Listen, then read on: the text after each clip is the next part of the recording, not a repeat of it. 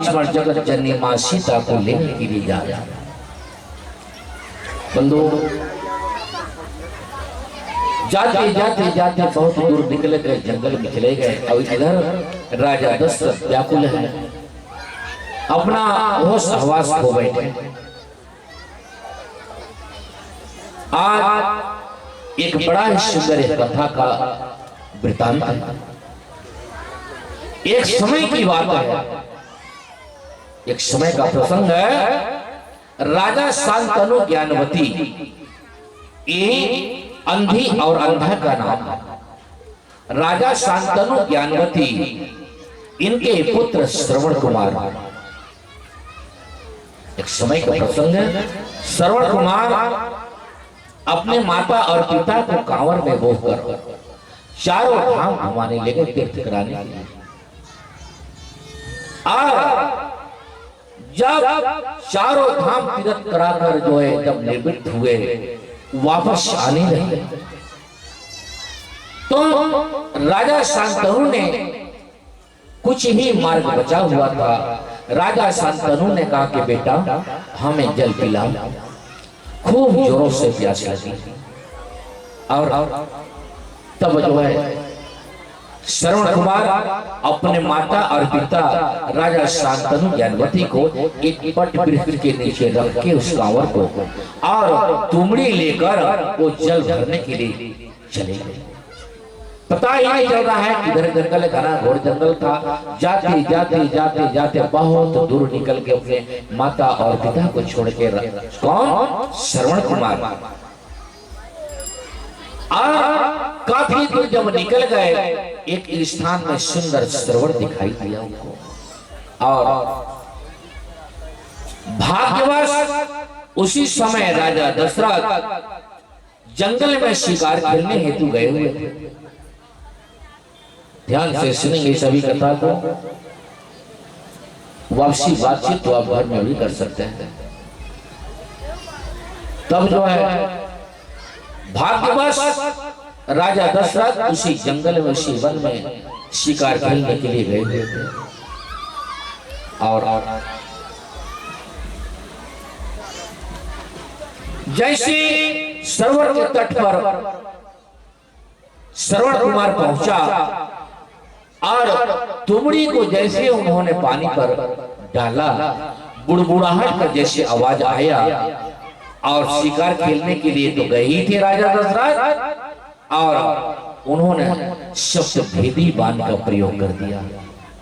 शब्द भेदी बाण का अर्थ था उस बाण को छोड़ने के बाद जहां से शब्द निकल रहा है उसको निश्चित था उसमें बाण लगना। और जब शब्द भेदी बाण राजा दशरथ बिना सोचे समझे, बिना देखे जब चलाए, तो वह बाण जो है ऐसा तीव्र गति से हवा के समान वह आया और सीधे जाकर श्रवण कुमार के सीधे छाती को विध दिया। और हाराम हाराम हाराम 3 बार राम का उच्चारण करके उसी सरोवर के तट में जो है वह गिर गए और मछली की भांति तड़पने लगे। उनके सीने को वह बाण, वह तीर जो है विध दिया। और 3 बार राम का उच्चारण करके श्रवण कुमार मछली जैसे तड़प रहे हैं। बंधु, जब राजा दशरथ ने जब उनको सुनाई दिया कि अरे ये तो मेरे हाथों से बड़ा अनर्थ हो गया, पता नहीं ये कोई मानव जीव। और फिर जो है धनुष बाण लिए राजा दशरथ उस जंगल की ओर से दौड़ते दौड़ते आया। जल के तट पर आया तो वहां श्रवण कुमार वहां मछली जैसे वहां तड़प रहा है, तड़प रहा है। श्रवण कुमार को राजा दशरथ अपने गोदी में उठा लिया। बोले पुत्र, बड़ा ही मेरे से भूल हुआ, मुझे क्षमा करना, बड़ा ही भूल हुआ। मैं तो यहाँ भाग्यवश शिकार खेलने आया था और मैंने शब्द भेदी बाण चलाकर तुम्हारे ऊपर बहुत ही बड़ा अपराध किया, इसलिए हे बालक मुझे क्षमा करो। श्रवण कुमार कहते हैं कि हे राजा, जन्म मृत्यु लाभ हानि जस अवजस ये तो सब परमात्मा के हाथ में। कब मानव को जस लगना है, कब अपयश हो जाएगा, कब मृत्यु होना है जीवन का, कब जन्म होना है, ये तो सब विधाता के हाथ में। इसलिए हे राजन, आपका इसमें कोई गलती नहीं है। बस मेरा एक ही आशा है, मैं अपने माता और पिता को चारों धाम तीर्थ कराकर ला रहा हूं। अंतिम इच्छा उनका था, बेटा श्रवण हमको जल पिला दो। और हे राजन, मेरे इस जीवन में श्वास रहते आप इस तुमड़ी को ले जाओ, पट वृक्ष के नीचे मेरे पिताजी मेरे माँ दोनों हैं, उनको मेरे जीवन इस जीवित स्थिति रहते तक उनको जल पिला दीजिए ताकि मेरा प्रण पूरा हो जाए। बस मेरा यही एक आशा है। और श्रवण कुमार इतना कहकर अपना प्राण को त्याग दिया। श्रवण कुमार अपना प्राण को त्याग दिए और राजा दशरथ तुमड़ी में पानी भरकर धीरे धीरे धीरे धीरे धीरे सरोवर तट से धीरे धीरे जाने लगा हुआ। और जाते जाते जाते जाते उस श्याने युवती अंदाज कांवर में बैठे थे, बेटा की प्रतीक्षा कर रहे थे, हमारा बेटा हमको जल पिलाएगा। और जब राजा दशरथ ने जब देखा उन दोनों को, तो उनका हृदय विदीर्ण हो गया, सारा शरीर उनका कांप रहा है। अब क्या करूं? एक बालक श्रवण कुमार जिनके माता पिता अंधी अंधा, और वह श्रवण कुमार ले जाकर श्रवण कुमार इधर आत्महत्या उनका हो गया, प्राण को शरीर से बाहर कर दिए, और उधर राजा दशरथ चुपचाप ले जाके राजा शांतनु को पानी पिलाना चाह रहे हैं। राजा शांतनु ज्ञानवती कहते हैं, बेटा क्या हो गया तुमको? अरे हमारा तुम तो क्या हो गया, क्यों आज बोलते नहीं? श्रवण, जब तक बेटा तुम हमसे नहीं बोलोगे तब तक हम जल ग्रहण नहीं करेंगे। और नाना प्रकार का अपने हाथ में छूने का चेष्टा कर रहे। बेटा क्या हो गया तुमको?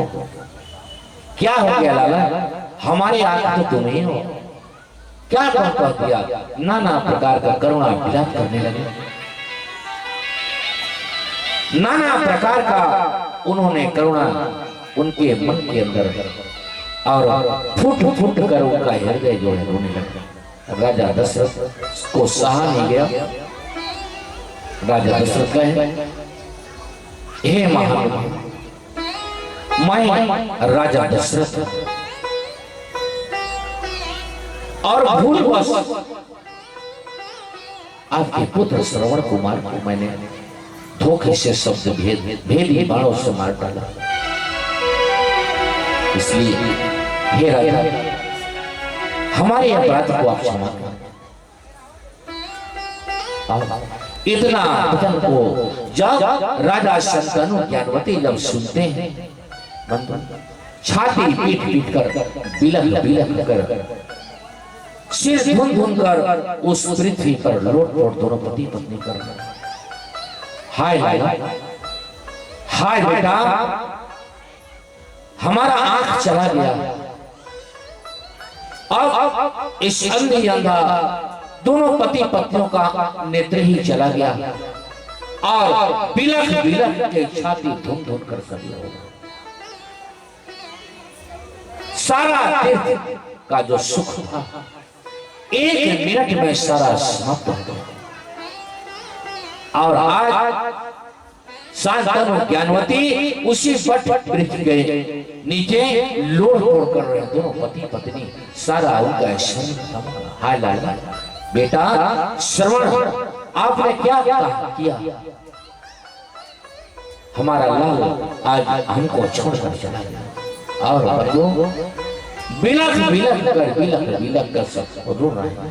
और उसी तुमड़ी का पानी को हाथ में ले लिया, अपने हाथ में ले लिए, और उसी राजा दशरथ को श्राप देने लगे।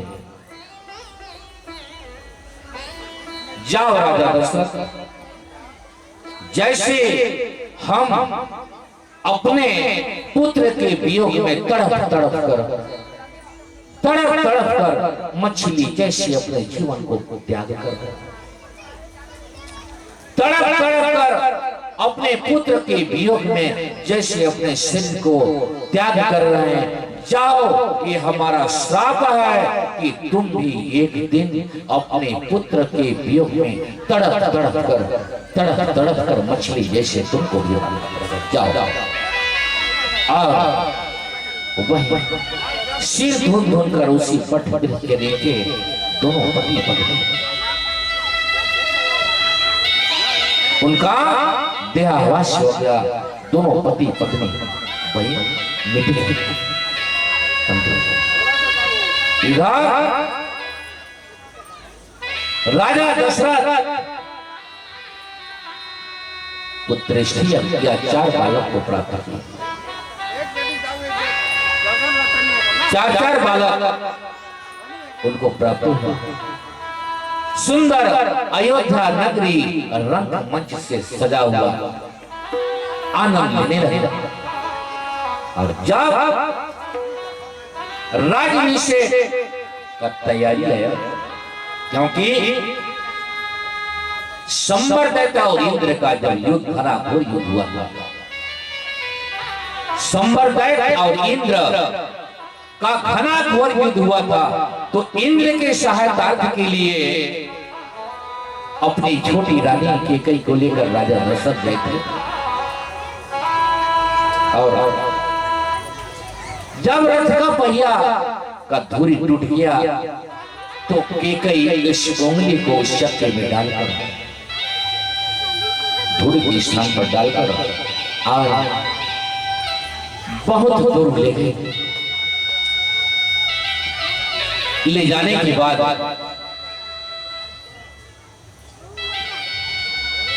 जब मूर्छा दूर हो, मूर्छा जब दूर हुई तब छोटे रानी कैकेयी को राजा दशरथ ने कहा कि हे प्रियवर, तुम मांगो जो वर मांगना, अभी तुरंत तुमको 2 वर दूंगा। और आज कैकेयी कहते हैं कि हे पतिदेव, आपने 2 वर मेरे को जो देने के लिए जो कह रहे हैं, उसको अभी धरोहर के रूप में, उसको हाथी के रूप में आप रख लीजिए। जब मेरे को कोई आवश्यकता होगी उस समय आप। और आज पहला बार उन्होंने भरत को राज तिलक और राम को 14 वर्ष तापसी वेश में वनवास के लिए उन्होंने। और आज सारा रनिवास अयोध्या रो रहे हैं, सबके आंख में आंसू बह रहा है कि धन्य विधाता, हमने तो राम को राज्याभिषेक का तैयारी किए थे। घर घर डूबी बज रही है, फूल का वर्षा हो रहा है, घर घर कलश जल रहे हैं, दीपक जल रहे हैं। और आज सारा रनिवास शोक का माहौल, सारा अयोध्या नगरी शोक का माहौल हो गया। जैसे राम लक्ष्मण जगत जननी मां वनवास निकले, वैसे सारा शमशान घाट बन गया। संत कवि गाए, सुना होगे अवधपुर हो